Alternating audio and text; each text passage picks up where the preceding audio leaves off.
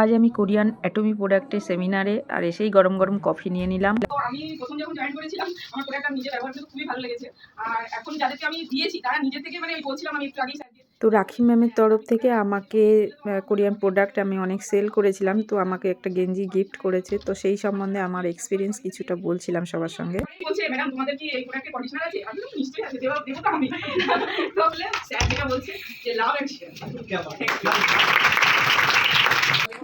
তো আমাকে আরও একবার ডাকা হলো, আর অনেকেই তখন ফুলের বাকেট পেয়েছে।